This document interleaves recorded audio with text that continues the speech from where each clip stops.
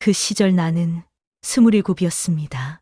작은 마을에 허름한 국수집을 지키던 젊은 여인이었죠. 매일 새벽 4시면 일어나 밀가루 반죽을 했습니다.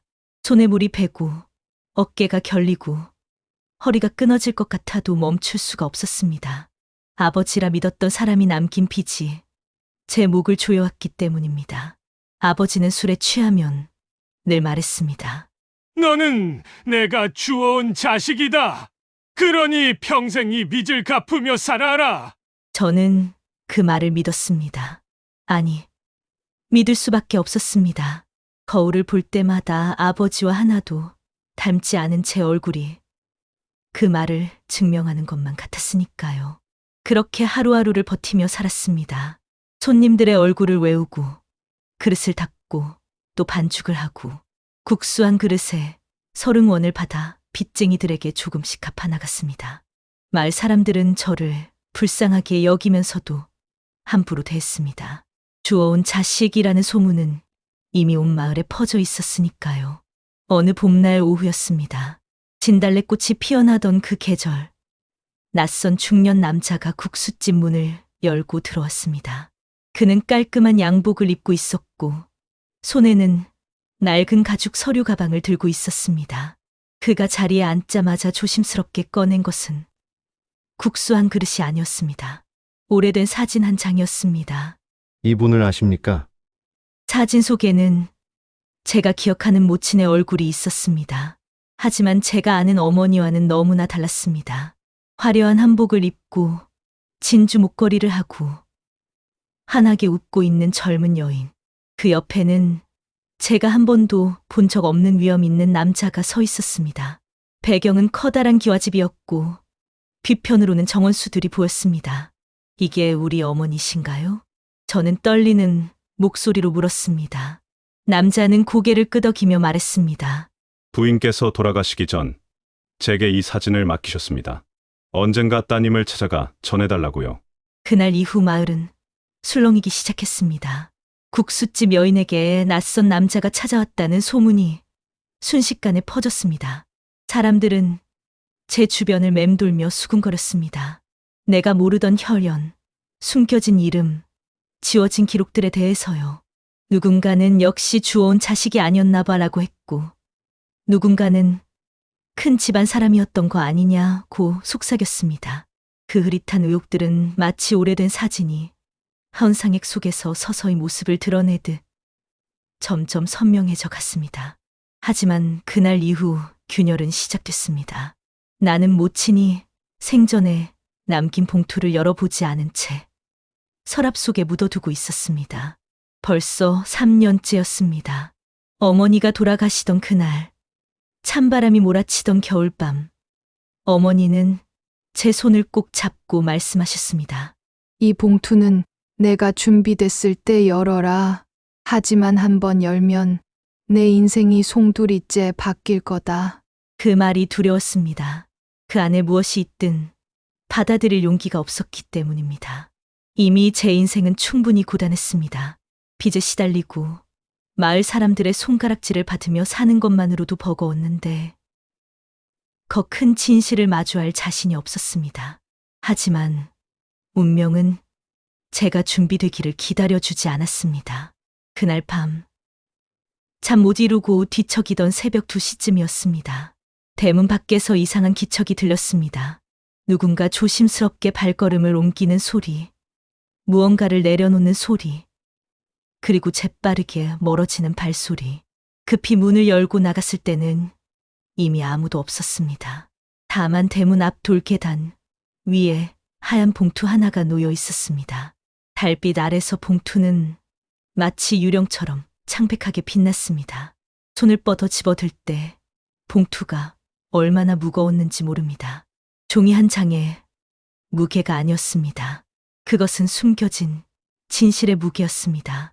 떨리는 손으로 봉투를 뜯었습니다. 안에는 편지 한 장과 낡은 신문 스크랩이 들어 있었습니다.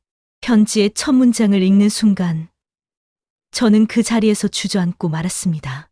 당신은 라운그룹 회장 고성만의 친딸입니다. 라운그룹. 이 나라에서 모르는 사람이 없는 재벌가의 이름이었습니다. 저는 멍한 상태로 신문 스크랩을 펼쳤습니다. 1955년 기사였습니다. 라운그룹 회장, 숨겨진 혼외자 존재 의혹.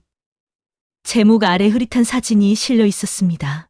그리고 그 사진 속 여인은 국수집에 찾아온 그 남자가 보여준 사진 속 어머니와 똑같은 사람이었습니다. 편지는 이렇게 끝맺고 있었습니다. 당신의 출생신고서는 조작되었습니다. 당신의 호적은 지워졌습니다. 당신의 존재는 의도적으로 감춰졌습니다. 그 이유는 상속 때문입니다. 저는 손을 부들부들 떨며 국수집 마루에 주저앉았습니다. 40평생 나를 괴롭혔던 모든 의문들이 한꺼번에 폭발하는 것 같았습니다. 왜 아버지는 나를 주워온 자식이라 했을까? 왜 어머니는 진실을 말하지 않았을까? 왜 마을 사람들은 나를 그렇게 이상하게 쳐다봤을까? 내가 살아온 인생이 누군가에 의해 철저히 조작되었다는 사실, 내 신분이 의도적으로 감춰졌다는 사실, 그리고 그 모든 것이 돈, 상속, 권력 때문이었다는 사실. 저는 그날 밤 새벽까지 울었습니다. 억울함과 분노와 슬픔이 뒤섞인 눈물이었습니다. 나는 그때 모른 척한 걸 평생 후회합니다. 어머니가 남긴 봉투를 진작 열어봤더라면 이렇게 오랜 시간 고통 속에 살지 않았을 텐데요. 시간이 지나면서 나는 한 장의 오래된 가족사진, 누군가의 손때 묻은 통장, 그리고 절반이 찢겨나간 편지 사이에서 잃어버린 연결고리를 찾기 시작했습니다. 밤마다 서랍을 뒤지고 어머니의 유품을 하나하나 펼쳐보며 퍼즐 조각을 맞추듯 진실을 재구성해 나갔습니다. 그러던 어느 날 오후 국수집 문이 거칠게 열렸습니다. 들어온 사람은 깔끔한 정장을 입은 중년 남자였습니다. 라운그룹 법무팀 이사라고 자신을 소개한 그는 차가운 눈빛으로 저를 내려다보았습니다. 고민주 씨, 우리가 할 말이 있습니다. 그는 서류 가방에서 두툼한 파일을 꺼내 탁자 위에 내려놓았습니다. 그 속에는 제 인생의 모든 기록이 들어 있었습니다. 출생신고서, 호적등본, 학교 기록, 심지어 병원 진료 기록까지. 하지만 모든 서류가 조작되어 있었습니다. 우리는 지난 25년간 당신의 존재를 지어왔습니다. 그의 목소리는 담담했지만 그 말은 저를 송두리째 흔들었습니다. 그는 계속해서 말했습니다. 고성만 회장이 돌아가시기 전 회사 내부에서 상속 문제로 큰 갈등이 있었다고. 정실 부인과 아들은 제 존재를 철저히 숨기기로 결정했고 어머니에게 거액의 돈을 주고 침묵을 강요했다고. 그리고 저는 그렇게 국수집 딸로 빚쟁이의 자식으로 살아가도록 만들어졌다고. 그런데 왜 지금 와서 이런 말을 하시는 겁니까? 제가 떨리는 목소리로 묻자 그는 잠시 침묵했습니다. 그리고 천천히 입을 열었습니다. 회장님께서 남기신 유언장이 발견됐기 때문입니다. 그 순간 첫 번째 반전이 터졌습니다. 저는 그저 국수집 여인의 딸이라고 믿었습니다. 마을 사람들도 제 자신도 그렇게 알고 있었습니다. 하지만 진실은 달랐습니다. 저는 라운그룹 전 회장의 친딸이었습니다. 이 사실이 밝혀지는 순간 지난 40년의 모든 장면이 다르게 보이기 시작했습니다. 저는 숨겨진 상속에서 밀려난 피해자였던 것입니다. 하지만 그가 꺼낸 다음 말은 더 충격적이었습니다. 그런데 말입니다. 고민주 씨, 당신 어머니가 남긴 편지를 혹시 온전히 받아보셨습니까? 저는 고개를 저었습니다. 어머니가 남긴 봉투 안에는 절반이 찢겨나간 편지만 있었습니다. 그는 고개를 끄덕이며 또 다른 서류를 꺼냈습니다. 그것은 어머니 편지의 나머지 절반이었습니다. 이 편지는 당신 어머니가 진실을 밝히려고 쓴 것입니다. 하지만 누군가 이것을 가로채서 절반을 찢어버렸습니다. 두 번째 반전이었습니다. 저는 어머니가 모든 진실을 숨겼다고 믿었습니다. 어머니를 원망하기도 했습니다. 하지만 진실은 어머니의 편지가 누군가에 의해 절반이 찢겨 사라진 것이었습니다. 이것은 의도된 침묵이 아니었습니다. 강요된 침묵이었습니다. 저는 그 자리에서 무너져 내렸습니다. 통장, 편지, 사진이라는 새 오브제가 보여주는 흐름이 너무나 명확했습니다. 의도적 조작, 일부 소실, 그리고 남은 흔적을 통한 진실의 폭로. 이 집안의 진짜 비극은 이제부터였습니다. 그로부터 일주일 후 또다시 국수집 문이 열렸습니다. 하지만 이번에는 달랐습니다. 들어온 사람은 법무팀 이사가 아니었습니다. 검은색 코트를 입은 한 남자가 천천히 들어왔고 그가 모자를 벗는 순간 저는 숨이 멎는 줄 알았습니다. 인트로에서 제가 말씀드린 바로 그 남자였습니다. 그날 제 손에서 통장이 떨어졌던 바로 그 순간의 주인공. 그는 조용히 제 앞에 앉았고 한참을 침묵했습니다. 그의 눈가에는 세월의 흔적이 깊게 새겨져 있었고 어딘가 슬픔이 서려 있었습니다. 저를 기억하십니까? 그가 조심스럽게 물었습니다. 저는 고개를 저었습니다. 처음 보는 얼굴이었으니까요. 그러자 그는 깊은 한숨을 쉬며 오래된 사진 한 장을 꺼냈습니다. 그 사진 속에는 어린 남자아이와 여자아이가 함께 웃고 있었습니다. 배경은 라운그룹 본사 앞 정원이었습니다. 이게 저희입니다. 40년 전 모습입니다. 저는 믿을 수 없었습니다. 사진 속 여자아이의 얼굴이 어렴풋이 제 어린 시절과 닮아 있었습니다. 그가 말했습니다. 저는 고민석입니다. 라운그룹 현 회장이고 당신의 오빠입니다. 그 말을 듣는 순간 온몸에 전율이 흘렀습니다. 오빠, 나에게 오빠가 있었다는 것. 그것도 라운그룹의 회장이. 하지만 왜 이제야, 왜 이렇게 오랜 시간이 지나서야 나타난 것일까요? 저는 당신의 존재를 알고 있었습니다. 아버지께서 돌아가시기 1년 전 저를 불러 모든 것을 말씀하셨습니다. 민주라는 이름의 딸이 있다고, 그 아이를 꼭 찾아달라고. 그의 목소리가 떨렸습니다. 그는 주먹을 불끈 쥐며 계속 말했습니다. 하지만 저희 어머니가 모든 것을 막았습니다. 당신의 편지를 찍고 기록을 지우고 심지어 저를 감시했습니다. 상속 분쟁을 두려워했던 겁니다. 만약 당신의 존재가 알려지면 회사 지분이 나뉠까봐. 그래서 그는 더 이상 말을 잇지 못하고 고개를 숙였습니다. 저는 멍하니 그를 바라보았습니다. 그렇다면 이 모든 비극은, 이 긴 세월의 이별은 한 사람의 욕심 때문이었단 말인가요? 그때 세 번째 반전이 터졌습니다. 저는 그가 나를 찾아온 목적이 상속 분쟁 때문이라고 생각했습니다. 재산을 나눠줄 테니 조용히 사라지라고 말하러 온 줄 알았습니다. 하지만 진실은 달랐습니다. 아버지께서 돌아가시기 전 마지막 유언을 남기셨습니다. 민주를 찾아서 가족으로 받아들이라고.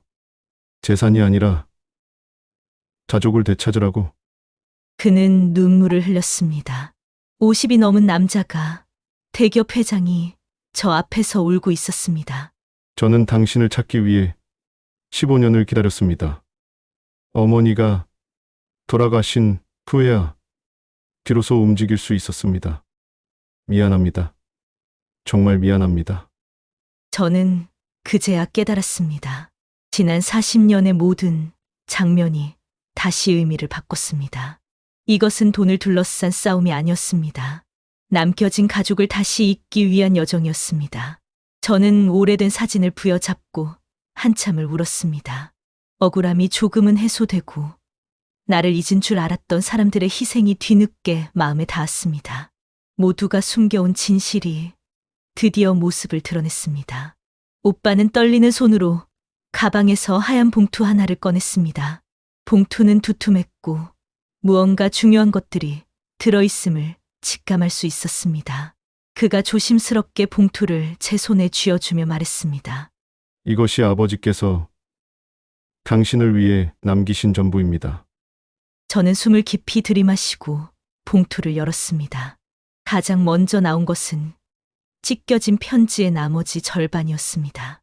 어머니가 쓰다만 그 편지, 누군가에 의해 반쪽이 사라졌던 바로 그 편지의 완전한 모습이었습니다.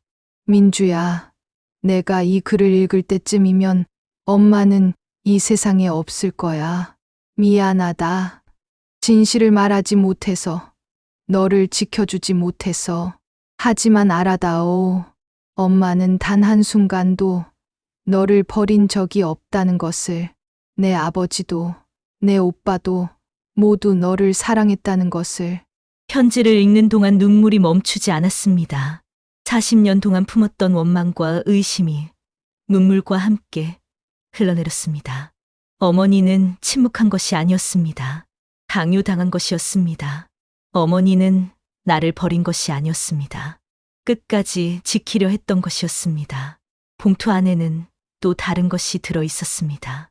제 통장이었습니다. 표지를 열자 제 이름이 또박또박 적혀 있었고, 그 안에는 상상할 수 없는 금액이 기록되어 있었습니다. 오빠가 조용히 말했습니다. 이것은 아버지께서 당신을 위해 마련해 두신 상속분입니다. 회사 지분 15%와 부동산 몇 채, 그리고 현금입니다. 법적으로도 모두 정리했습니다. 하지만 저는 그 통장을 보며 복잡한 감정에 휩싸였습니다. 기쁘지 않았습니다. 아니, 기쁨보다는 허무함이 더 컸습니다. 이 많은 돈이 있었다면 어머니는 그 힘든 세월을 살지 않아도 됐을 텐데요. 제가 빚에 시달리며 국수를 삶지 않아도 됐을 텐데요. 오빠, 저는 처음으로 그를 오빠라고 불렀습니다. 그 호칭이 입 밖으로 나오는 순간 무언가가 제 가슴 속에서 터지는 것 같았습니다. 40년 동안 혼자였던 제게 비로소 가족이 생긴 것입니다. 이 돈은 중요하지 않습니다. 오빠가 여기 와준 것, 저를 찾아준 것, 그것만으로 충분합니다. 오빠는 또다시 눈물을 흘렸습니다. 우리는 국수집 한가운데 서서 한참을 안고 울었습니다. 40년이라는 긴 세월이 그 포옹 속에서 조금씩 녹아내렸습니다. 그날 밤, 저는 국수집 창가에 앉아 40년을 돌아보았습니다. 낡은 통장, 찢어진 편지, 오래된 사진. 세 개의 오브제가 저를 진실로 이끌었습니다. 그 과정은 고통스러웠지만 끝에는 가족이 있었습니다. 재산도 중요했지만 무엇보다도 저를 무너뜨린 것은 제외한 혈연 앞에서 흘러나온 늦은 진실의 눈물이었습니다. 그 눈물 속에는 후회와 용서와 사랑이 뒤섞여 있었습니다. 사람은 과연 진실을 끝까지 마주할 용기를 가질 수 있을까요? 저는 이제 압니다. 진실은 때로 우리를 무너뜨리지만 동시에 우리를 다시 일으켜 세운다는 것을. 그리고 가족이란 아무리 오랜 시간이 지나도 다시 이어질 수 있다는 것을. 40년의 세월이 지났지만 이제야 저는 집으로 돌아왔습니다.